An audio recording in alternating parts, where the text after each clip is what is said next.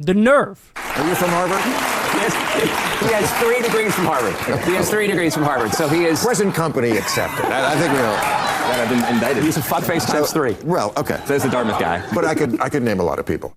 All right, so we're just getting started. Oh, yeah, maybe he's got some points with his hostile takeover of universities where he's trying to, destroy higher education in this country forever and make them fascist and take away free speech rights. Maybe he's got a couple points. All right, so now Jake Tapper, here we go. This is continuing the conversation here, going after, higher education and all the problems with higher education as Trump, again, does an authoritarian fascist takeover of the universities. Listen to what he says here about the students. It has to do with an academic theology of oppressor and oppressed. Yes. If you only look at the world as oppressor versus oppressed, you then have to choose in a conflict, this group is the oppressor, this group is the oppressed. It's also why, for example, there have been conflicts on other college campuses where gay students have protested things that are going on in Muslim countries having to do with the LGBTQ community in those countries. And the gay students are made to be the oppressor because a lot of them are white. And that's also what's going on when it comes to the Israeli-Palestinian conflict. The Israelis are made to be the oppressor, the Palestinians the oppressed, and on and on and on. And that's part of what's going on at Harvard, that theology, that way of looking at the world. So first of all, as I believe it was Cody said on Twitter, this is literally just recycled Jordan Peterson 2017 type shit. That's all this is, right? You're just taking Jordan Peterson's greatest hits and rolling them out, right? Oh, it's the oppressor versus oppressed framework, and it doesn't fit everywhere, but they try to fit it everywhere. No, Jake. In a scenario where Israel is literally doing a genocide of Palestinians in Gaza, you don't need to make Israel the oppressor and make Palestinians the oppressed. That just is the nature of reality. Yes, if one side is an apartheid ethno-state and they are literally holding Palestinians in an open-air prison, controlling the borders completely, and this is pre the genocide, by the way, that I'm talking about, that is oppression.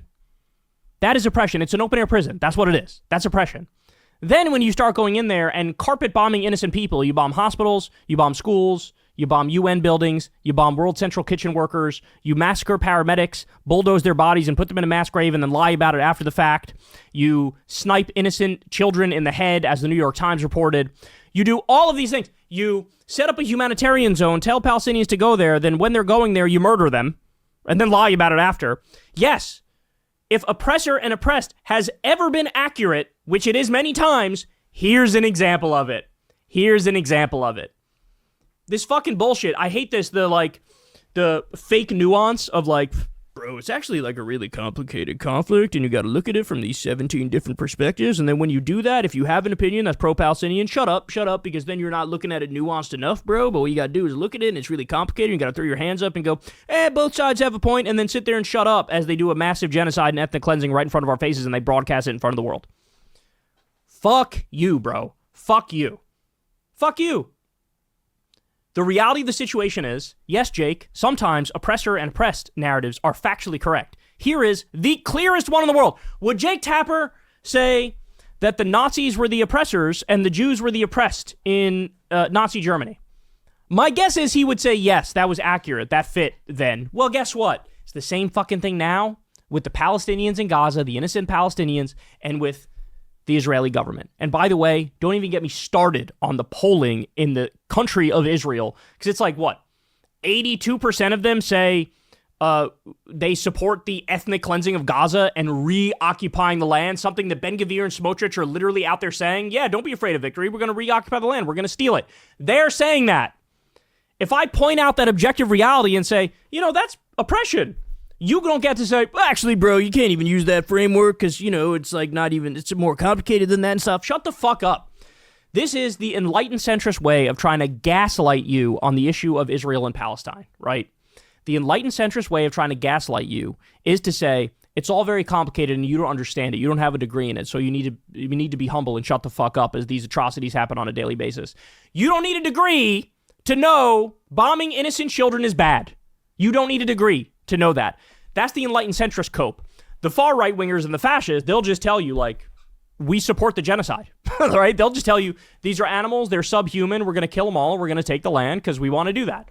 So in a sense, the fascist is more direct They're more straightforward, right? It's these enlightened centrist assholes who play footsie with MAGA.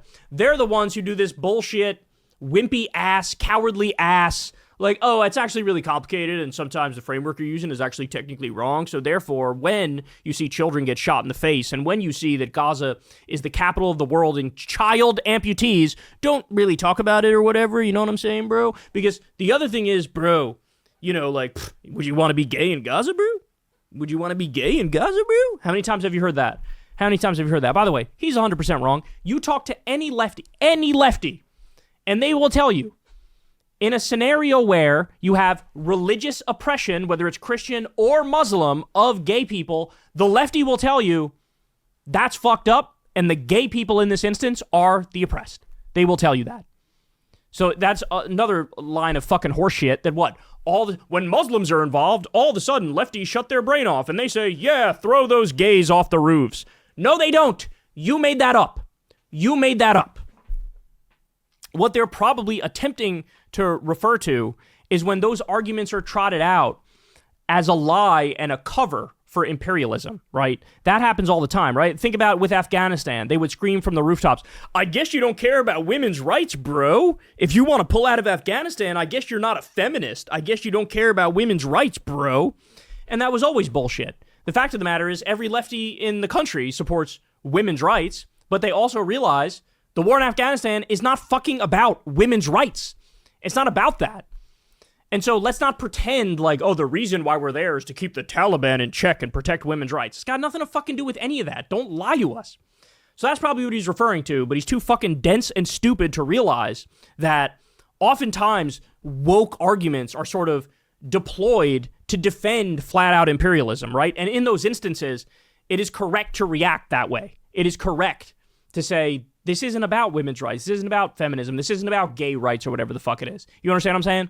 So, again, the biggest smirking fuckface assholes in the country are accusing others of being exactly that.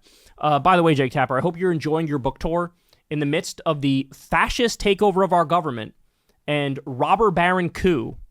I hope you're enjoying every hour on the hour bringing up Joe Biden. And how, yes, he was actually really old and they lied to us. Yeah, we fucking got it. We fucking got it. Any thoughts on the dismantling of the Department of Education? Any thoughts on the cutting of pediatric cancer research? Any thoughts on Trump's warmongering with 8 different fucking countries, including like Greenland and Panama and Mexico? Any thoughts on that shit? No, of course not. Tell us again another 712 times about how, bro, actually Biden was really old and actually he was really strong. I know. We were there calling it out at the time. You're a Johnny-come-lately who said it after. And now, in the midst of the fascist purge, that's the one thing you can't seem to shut the fuck up about. Isn't that crazy? When you're not nuanced trolling about the nature of Israel and Palestine, that's what you're doing, talking about Biden being really fucking old. Okay, enjoy yourself. All those fans that you're currently trying to pick up on the right, they ain't coming, you dumb bitch. They're not coming. You're alienating anybody who's actually liberal or leftist, and you're not picking up any fans on the right.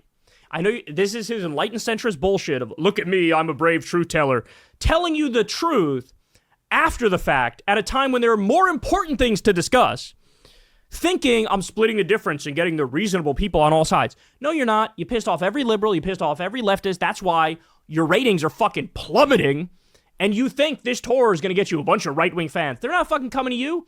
Why would they listen to you when they can go to the rah-rah cheerleaders? They can go to the Asmund Golds of the world who are going to say Trump's farts smell like cologne. They ain't coming to you. So enjoy torching the rest of your career. All right, guys, that's the show. I love you all very much. Everybody subscribe to the channel. That helps out big time and costs you nothing. You can also support the show on Patreon. That link is below. Thank you to everybody who does that. You guys make this show work. I've never talked to an advertiser. I've never done an ad read. We rely on your kind donations on a monthly basis to keep this show going. You can support below, or you could tip with that thanks button on YouTube. Go subscribe to Corrin's World on YouTube, where we're dropping Kyle and Corrin's. We're trying to get him to 100,000 subs. And also subscribe to Crystal Kyle and Friends. The Substack link is below to do that. All right, I'll see you guys tomorrow. Peace. Hey, y'all, do me a favor and like and subscribe. It helps out big time in the algorithm. Click the bell as well for notifications when videos drop. And watch that video on screen right now. You know you want to.